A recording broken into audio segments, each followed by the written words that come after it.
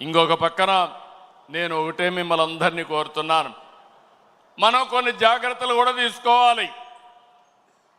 నేను ఎప్పుడు కూడా చాలా జాగ్రత్తగా ఉంటాను. ఈ కడప గడ్డలో చెప్తున్నా, వివేకానంద రెడ్డి మర్డరు నాలాంటి నాయకుడినే మోసం చేయగలిగారంటే తెల్లవారితో నిద్రలేస్తే ఒక అసాక్షి పేపర్ ఒకటి ఉంది, టీవీ ఒకటి ఉంది. గుండెపోటుతో వివేకానంద రెడ్డి గారు చనిపోయారు. అందరి మాదిరిగా నేను కూడా నమ్మాను. అంతవరకు ఎప్పుడు కూడా నేను వేరే కోణంలో ఆలోచించేవాడిని. ఎన్నికల బిజీలో నమ్మితే సాయంత్రానికి మలుపుల మీద మలుపులు, గొడ్డలితో మెదడు కూడా బయట వచ్చి అంత చిన్నాభిన్నమైపోయి రూమంతా రక్తం ఉంటే అలాంటిది కడిగేసి ఏమీ జరగనట్టు గుండెపోటుతో రక్తం వచ్చి గోడలన్నీ కూడా తడిచిపోయాయని చెప్పగలిగారంటే ఎలాంటి వారితో మనం పోరాడుతున్నాం ఒక్కసారి ఆలోచించుకోవాల్సిన అవసరం ఉంది. సాయంత్రానికి మలుపులు తిరిగి రెండో రోజున నారాసుర రక్త చరిత్ర నా చేతిలో కత్తి పెట్టి నా మీదనే నెపవేసే పరిస్థితికి వచ్చారంటే కెన్ యూ ఇమాజిన్ అని చెప్పి నేను మిమ్మల్ని అడుగుతున్నా. అర్థమైందా మీకని అడుగుతున్నా. అర్థమై ఉంటే చేలు పైకెత్తమని చెప్తున్నా. అలాంటి కరుడు గట్టినటువంటి నేరస్తులతో రాజకీయం చేస్తున్నాం. అందుకే నిన్న ఒకటి జరిగితే వీరయ్య చౌదరి, సంతనూతలపాడు, పల్నాడు హత్యలు జరిగాయి. హత్యలు జరిగితే నాకు అనుమానం వచ్చింది. ఇప్పుడు నేను ఎవరిని నమ్మడం లేదు.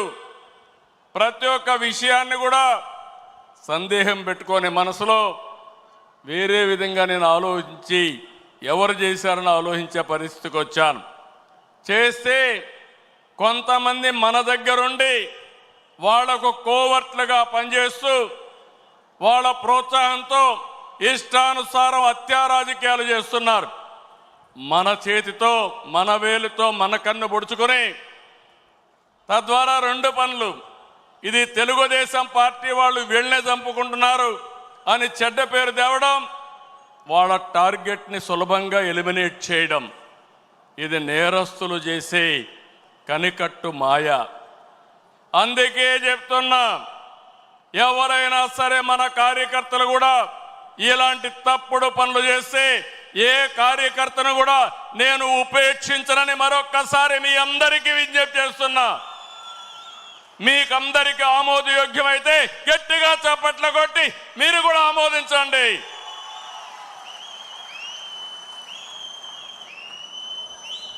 నేరస్తులు కబద్దార్, నా దగ్గర మీ ఆటలు సాగనివ్వను. ఇది ఒక హెచ్చరిక.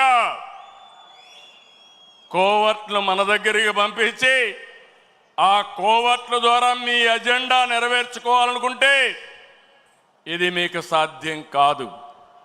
అందుకే మిమ్మల్ని అందరినీ కోరుతున్నా, వలస పక్షులు వస్తాయి, వలస పక్షులు పోతాయి, కానీ నిజమైన కార్యకర్త శాశ్వతంగా ఉంటాడు.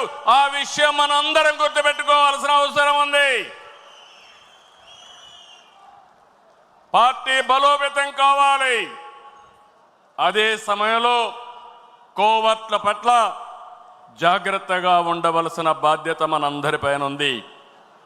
ఇది నేను కార్యకర్తలందరికీ విజ్ఞప్తి చేస్తున్నా. ఈరోజు ఎక్కడికక్కడ మనం అందరం కూడా ఆలోచించుకుని రాబోయే రోజుల్లో ఇంకా పగడ్బందీగా కార్యక్రమాలు చేపడతామని మీకు తెలియజేస్తూ, అదే సమయంలో ఎన్టీఆర్ మెమోరియల్ ట్రస్ట్ ద్వారా న్యూట్రిఫుల్ యాప్ పెట్టాం, బ్లడ్ డొనేషన్ క్యాంపులు పెట్టాం. ఇవి కూడా మీరు సద్వినియోగం చేసుకోండి. అదే మాదిరిగా ఈరోజు 5 లక్షల రూపాయలు ఇన్సూరెన్స్ ఇస్తున్నాం. ఇంకో పక్కన ఆరోగ్య విషయంలో కానీ, విద్య పిల్లల చదువు విషయంలో కానీ జాగ్రత్తలు తీసుకుంటున్నాం. ఈ రెండే కాకుండా ఆర్థికంగా కూడా మన కార్యకర్తల్ని పైకి తేవడానికి ఎలాంటి కార్యక్రమాలు చేయాలనో అది కూడా ఆలోచిస్తున్నాం. 1 ఫ్యామిలీ 1 ఆంటర్‌ప్రెన్యూర్, అందులో మన వాళ్ళని కూడా ప్రాధాన్యత ఇవ్వడానికి ఆలోచిస్తున్నాం అని చెప్పి కూడా నేను మీకు తెలియజేస్తున్నా. అయితే ఈరోజు మీరందరూ కూడా ఈ విషయంలో కూడా కూటమి అంతా కూడా ఐక్యంగా ఉండాలి. 2029లో 2024 కంటే పెద్ద మెజారిటీతో గెలిపిస్తామని హర్షాన్ని ఆమోదాన్ని తెలియజేయాల్సిన బాధ్యత మీ అందరిపైన ఉంది. అదే సమయంలో పేదల సేవలో సోషల్ రీఇంజనీరింగ్,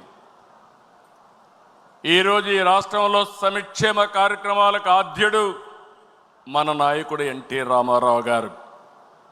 ఆ తర్వాత సంక్షేమ కార్యక్రమాల్ని ముందుకు తీసుకుపోయిన పార్టీ తెలుగుదేశం పార్టీ.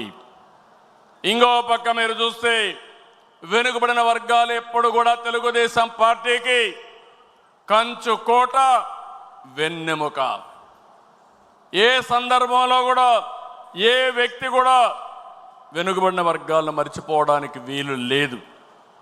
అందుకే మొన్న ఎలక్షన్లో ఒక పని చేశాం, సోషల్ రీఇంజనీరింగ్ చేశాం. అన్ని కులాలకు సముచితమైన స్థానం ఇవ్వాలని, వెనుకబడిన వర్గాలకు పెద్దపీట వేయాలని మనం ముందుకు పోయాం. దీని ఫలితాలు కూడా బ్రహ్మాండంగా వచ్చాయి.